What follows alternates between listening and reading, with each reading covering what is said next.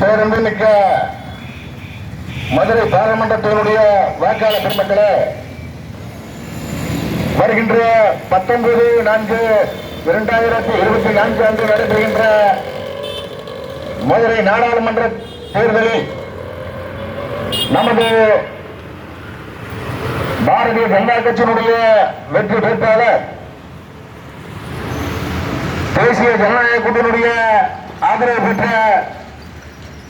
வெற்றி வேட்பாளர், பாரத பிரதமர் உத்தம தலைவர் நரேந்திர மோடிஜி அவர்களுடைய அன்பையும் ஆதரவையும் பெற்ற வெற்றி வேட்பாளர், தமிழக பாரதிய ஜனதா கட்சியினுடைய தலைவர், இளைஞர்களின் எழுச்சி நாயகன் அண்ணாமலை அவர்களுடைய ஆதரவையும் அன்பையும் பெற்ற அன்பு சகோதரர், தமிழக பாரதிய ஜனதா கட்சியினுடைய மாநில பொதுச் செயலாளர், படித்தவர் பண்பாளர், அன்பு சகோதரர் பேராசிரியர் ராமசீனிவாசன் அவர்கள் தாமரை சின்னத்தில் போட்டியிடுகின்றார்கள். மதுரை மாநகரம் ஒரு புனிதமான மாநகரம், வரலாற்று சிறப்புமிக்க ஒரு மாநகரம், இலக்கிய மாநகரம், ஆன்மீக மாநகரம். இந்த மாநகரத்தை தமிழகத்தை ஆட்சி செய்த திராவிட இயக்கங்கள் ஒரு ரவுடி நகரமாக, வன்முறை நகரமாக, போதை தெரு துவங்குகின்ற நகரமாக, தூசி படிந்த நகரமாக, குண்டும் குழியுமான சாலைகள் உள்ள நகரமாக, தெருக்கள் தோறும் பாதாள சாக்கடை கழிவுநீர் ஓடுகின்ற நகரமாக மாற்றி வைத்துள்ளார்கள். தமிழகத்தை ஆட்சி செய்த திராவிட இயக்கங்களான திமுகவும் அதிமுகவும் மாறி மாறி இந்த தமிழகத்தை ஆண்டாலும் தமிழகம் எந்தவித ஒரு வளர்ச்சியுமின்றி வேலைவாய்ப்பற்ற ஒரு மாநிலமாக மாறிக்கொண்டிருக்கின்றது. தமிழகத்தில் நடைபெறுகின்ற திட்டங்கள் அனைத்திலும் ஊழல் செய்து பல ஆயிரம் கோடி சொத்துக்களை தங்கள் குடும்ப சொத்தாக மாற்றியுள்ளார்கள். மக்களை ஏமாற்றி இலவசங்கள் வழங்கி ஓட்டுக்கு பணம் கொடுத்து அதிகாரத்திற்கு வருகின்ற இந்த திராவிட இயக்கங்கள் தங்களுடைய குடும்பத்திற்காகவும் தங்கள் வாரிசுகளுக்காகவும் தங்கள் அதிகாரத்தை பயன்படுத்தி இன்றைக்கு நாட்டை சூறையாடி கொண்டிருக்கின்றார்கள். இந்த அவல நிலையை மாற்றி ஒரு தன்னிறைவு பெற்ற தமிழகத்தை உருவாக்கிட, மாற்றத்திற்கான அரசியலை உருவாக்கிட, ஒரு மறுமலர்ச்சியான வாழ்வை தமிழக மக்கள் பெற்றிட ஒரு மாற்று அரசியலை உருவாக்கக்கூடிய வாய்ப்பாக வருகின்ற பாராளுமன்ற தேர்தல் உங்களுக்கெல்லாம் ஒரு வாய்ப்பை வழங்கியிருக்கின்றது. இந்த அவல நிலையை 50 ஆண்டுகளாக தமிழகத்தை ஆண்டு வருகின்ற திராவிட இயக்கங்கள் செய்கின்ற தீய செயல்களை நீக்கி ஒரு அற்புதமான எதிர்காலத்தை வருங்கால சமுதாயம் அடைவதற்கு நாம் எல்லாம் தாமரை சின்னத்தை ஆதரிக்க வேண்டிய ஒரு வாய்ப்பு இன்றைக்கு நமக்கு கிடைத்திருக்கின்றது. கடந்த 10 ஆண்டுகளாக மத்தியில் பாரதிய ஜனதா கட்சியினுடைய ஆட்சியில் உத்தம தலைவர் நரேந்திர மோடி அவர்களுடைய பொற்கால ஆட்சியில் இந்திய தேசம் உலக அரங்கில் முதல் நிலைக்கு உயரக்கூடிய ஒரு உன்னதமான நிலையை அடைந்திருக்கிறது. உலகம் போற்றுகின்ற உத்தம தலைவர் நரேந்திர மோடிஜி அவர்களுடைய சாதனைகளால் உலகத்தினுடைய நாடுகளில், வல்லரசு நாடுகளில் நம்மை எல்லாம் இலக்காரமாக பார்த்த உலக நாடுகள் இன்றைக்கு வியப்பாக பார்க்கின்ற ஒரு நிலை உருவாகி இருக்கின்றது. உலகத்தில் இன்று வல்லரசுகளாக இருக்கின்ற அமெரிக்கா, ஜப்பான், ரஷ்யா, சீனா, ஜெர்மன் போன்ற நாடுகள் முந்தி அவர்களுடன் போட்டியிடக்கூடிய ஒரு வல்லமைமிக்க நாடாக இந்த தேசத்தை பாரத பிரதமர் நரேந்திர மோடிஜி அவர்கள் மாற்றியுள்ளார்கள். கடந்த 10 ஆண்டுகளாக இந்த தேசத்தை ஆண்டு வருகிற மோடிஜியோட ஆட்சி அடித்தட்டு மக்கள் முதல் அனைத்து தரப்பு மக்களும் பயன்படக்கூடிய பல்வேறு விதமான திட்டங்களை நிறைவேற்றி செயலாற்றிக் கொண்டிருக்கின்றார்கள். மத்திய அரசு ஒன்று இருப்பதாக கடந்த காலங்களில் காங்கிரஸ் ஆட்சி காலத்தில் மக்கள் உணர்ந்ததாக இல்லை. இன்றைக்கு ஒவ்வொரு வீட்டிற்கும் ஒவ்வொரு குடிமகனும் மத்திய அரசின் நலத்திட்டங்களை அனுபவிக்கின்ற ஒரு அற்புதமான சூழலை உருவாகி இருக்கின்றது. இன்றைக்கு தூய்மை இந்தியா திட்டத்தின் மூலமாக பாதாள சாக்கடை திட்டம், கழிவறை திட்டங்களை நிறைவேற்றி தந்திருக்கிறார்கள். ஒவ்வொரு குடிமகனும் வங்கிக் கணக்கு தொடங்க ஒரு வாய்ப்பை உருவாக்கி தந்திருக்கிறார்கள். கடந்த காலங்களில் நாம் வங்கிக் கணக்கு தொடங்குவதாக இருந்தால் அது கனவாக இருக்கும். 2 பேர் ஜாமீன் கொடுத்தால்தான் வங்கிக் கணக்கு தொடங்க முடியும் என்று அனைத்து மக்களும் ஜீரோ பேலன்ஸில் வங்கிக் கணக்கை தொடங்கி தங்கள் பொருளாதார வளத்தை, பொருளாதார செயல்பாட்டை வளர்த்துக் கொள்ள உதவியாக இருக்கிறது. அதேபோல் தெருவோர கடைகளில் இருந்து, சிறு வியாபாரிகளில் இருந்து தொழில் செய்பவர்கள் அனைவரும் பயன்படுத்தும் வகையில் பல்வேறு விதமான வங்கி கடன் உதவியை வழங்கி வருகிறார்கள். முத்ரா கடன் திட்டத்தின் மூலமாக பெண்கள் இன்றைக்கு தொழிலதிபர்களாக உருவாகி இருக்கிறார்கள். கொரோனா காலத்தில் மக்கள் எல்லாம் உயிருக்கு அஞ்சியிருந்த சூழலில் தனியார் மருத்துவமனைகளில் ஒரு தடுப்பூசி 1000 ரூபாய்க்கு நாம் வாங்கி ஊசி செலுத்திக் கொள்ள வேண்டும்.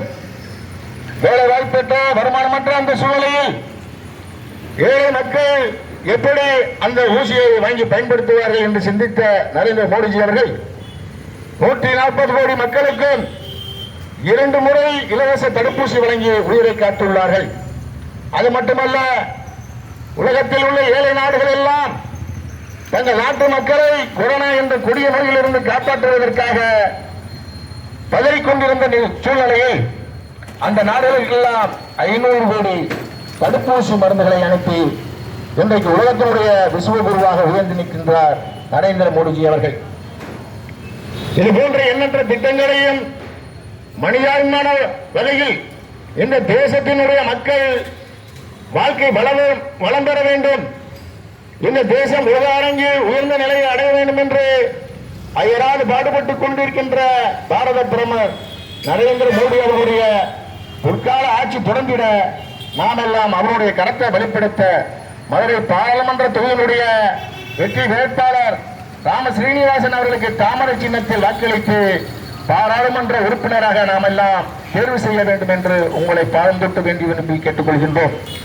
இன்றைக்கு தமிழகத்தில் ஆட்சி செய்து கொண்டு இருக்கின்ற தீய சக்திகளான திராவிட இயக்கங்கள் தமிழக மக்களை இலவசங்கள் கொடுத்து, ஓட்டுக்கு பணம் கொடுத்து மயக்கி பொய்யான பிரச்சாரம் செய்து இன்றைக்கு அதிகாரத்தை பயன்படுத்திக் கொண்டிருக்கிறார்கள். சாராய கடைகள் திறந்து இன்றைக்கு ஒவ்வொரு குடும்பமும் சீரழிந்து கொண்டிருக்கின்றது. இளைஞர்கள் குடிபோதைக்கு அடிமையாகிவிட்டார்கள், கஞ்சா போதைக்கு அடிமையாகிவிட்டார்கள். ஒவ்வொரு குடும்பமும் இன்றைக்கு சீரழிந்து கொண்டிருக்கின்றது. இதற்கெல்லாம் காரணம் யார்? தங்கள் சுயநலத்திற்காக, தங்கள் கோடி கோடியாக சம்பாதிக்க வேண்டும் என்ற நோக்கத்திற்காக மக்கள் எவ்வளவு சீரழிந்தாலும் பரவாயில்லை, தங்கள் குடும்பம் நன்றாக இருந்தால் போதும் என்று இன்றைக்கு திராவிட இயக்கங்களான திமுக, அதிமுக இயக்கங்கள் இயங்கிக் கொண்டிருக்கின்றன.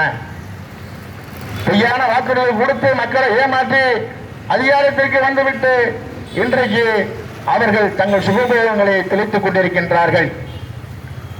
பொய்யான வாக்குறுதி கொடுத்த ஸ்டாலின் அவர்கள் கடந்த முறை சட்டசபை தேர்தலில் ஆட்சிக்கு வருவதற்காக 500க்கும் மேற்பட்ட வாக்குறுதிகள் கொடுத்து ஒன்று கூட நிறைவேறவில்லை. மீண்டும் இந்த பாராளுமன்ற தேர்தலில் பழையபடியும் நிறைவேற்ற முடியாத பொய்யான வாக்குறுதிகளை கொடுத்து உங்களை ஏமாற்ற வருகிறார். மக்களை நீங்கள் சுதாரித்துக் கொள்ள வேண்டும். கடந்த முறை மதுரை பாராளுமன்ற தொகுதியில் வெற்றி பெற்று சென்ற மார்க்சிய கம்யூனிஸ்ட் கட்சியினுடைய பாராளுமன்ற உறுப்பினர் வெற்றி பெற்று சென்ற பிறகு இந்த தொகுதி பக்கமே எட்டி பார்க்கவில்லை. தேர்தல் நெருங்கிய நேரத்தில் வந்து படம் காட்டுகின்றார். மத்திய அரசு எந்த நிதியையும் எந்த திட்டங்களையும் தமிழகத்திற்கு கொடுக்கவில்லை, மதுரைக்கு கொடுக்கவில்லை என்று பொய்ப்பிரச்சாரம் செய்த மார்க்சிய கம்யூனிஸ்ட் கட்சியினுடைய வேட்பாளர் வெங்கடேசன் இன்றைக்கு மதுரையில் தன்னுடைய சாதனையிலாக பல திட்டங்களை பட்டியல் போட்டுக் கொண்டு வாய்ச்சாவடால் பேசுகின்றார். இந்த திட்டங்கள் எல்லாம் எங்கிருந்து வந்தது? சைனாவில் இருந்து வந்ததா இல்ல ரஷ்யாவில் இருந்து வந்ததா என்பதை நாம் சிந்தித்து பார்க்க வேண்டும். மத்திய அரசு கொடுக்கின்ற, மோடி அரசு கொடுக்கின்ற திட்டங்களை இங்கு நிறைவேற்றிவிட்டு அதில் சிக்கல் ஓட்டிக் கொண்டு தனது சாதனையாக இன்றைக்கு மார்க்சிய கம்யூனிஸ்ட் கட்சியினுடைய வேட்பாளர் பிரச்சாரம் செய்து வருகின்றார். இதே வேட்பாளர் தான் மத்திய பாரதிய ஜனதா கட்சி அரசின் மீது பழி சுமத்திக் கொண்டு அவதூறு பரப்பிக் கொண்டிருந்தார்.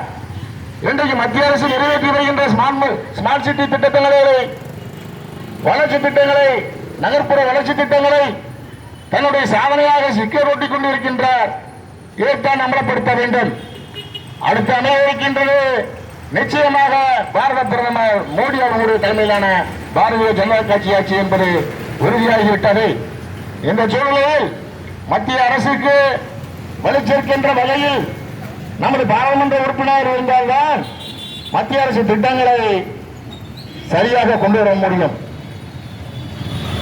நமது மதுரை மாநகர் வளர்ச்சி அடைவதற்கு தொழிற்சாலைகளை கொண்டு வந்து இளைஞர்களுக்கு வேலைவாய்ப்பை உருவாக்கக்கூடிய திட்டங்களை கொண்டு வருவதற்கு அதற்கு தகுதியான வேட்பாளரை நாம் தேர்ந்தெடுக்க வேண்டும் என்பதை சிந்தித்து பாருங்கள். மார்க்சிய கம்யூனிஸ்ட் கட்சி வேட்பாளர் சு வெங்கடேசன் திருப்பி போனார்னா பார்லிமெண்டத்தில் ஸ்நாக்ஸ் சாப்பிட்டு, டீ சாப்பிட்டு, புரணி பேசிட்டு மத்திய அரசு மீது அவதூறு பரப்பி விட்டு பொய் பிரச்சாரம் செய்துவிட்டு வந்துவிடார். அதனால் மதுரைக்கு எந்தவித பயனும் கிடையாது. கடந்த 5 ஆண்டுகளே அதற்கு உதாரணம். ஆனால் பாரத பிரதமர் நரேந்திர மோடி அவர்களுடைய அன்பையும் ஆதரவும் நேரடி அறிமுகத்தையும் பெற்ற தமிழக பாரதிய ஜனதா கட்சியினுடைய பொதுச் செயலாளர், அருமை சகோதரர், படித்தவர், பண்பாளர், சிந்தனையாளர், எழுத்தாளர், சமூக சேவகர், கடந்த 30 ஆண்டுகளுக்கு மேலாக பொது வாழ்வில் தன்னை ஈடுபடுத்திக் கொண்டு தேசத்தின் பக்தனாக, பொது வாழ்வில் தூய்மையானவராக, நேர்மையானவராக பணியாற்றிக் கொண்டிருக்கின்ற ராம சீனிவாசன் அவர்கள், தாமரை நரேந்திர மோடி அவர்களுடைய நேரடியாக அறிமுகம் பெற்றவர். அதனால் மதுரைக்கு தேவையான திட்டங்களை எளிய முறையில் எளிதாக பெற்றுத்தரக்கூடிய ஆற்றல் அவருக்கு மட்டுமே உண்டு. நாம் எல்லாம் சிந்தித்து பார்க்க வேண்டும். இலவசமோ ஓட்டுக்கு பணம் கொடுப்பார்கள், அதற்கு வாங்கி விட வேண்டாம். நமது நகரம் வளர்ச்சி அடைய வேண்டும். நம் ஆளும் பூமி சுத்தமாக இருக்க வேண்டும், தூய்மையாக இருக்க வேண்டும், வாழ்வாதாரத்தை கொடுக்கக்கூடிய நகரமாக இருக்க வேண்டும். அதற்கு யார் தகுதியானவர்களோ அவர்களை தேர்ந்தெடுத்து அனுப்புவதுதான் நமக்கு புத்திசாலித்தனம் என்பதை நாம் மறந்துவிடக்கூடாது. ஆகவே வருகின்ற பாராளுமன்ற தேர்தலில் உங்களுடைய மேலான ஆதரவை தாமரை சின்னத்திற்கு அளிக்கும்படி உங்களை வேண்டி விரும்பி கேட்டுக்கொள்கின்றோம். மறந்து விடாதீர்கள். வருகின்ற 19/4/2024 அன்று தாமரை சின்னத்திற்கு வாக்களிக்கும்படி உங்களை வேண்டி விரும்பி கேட்டுக்கொள்கிறோம். நன்றி, வணக்கம்.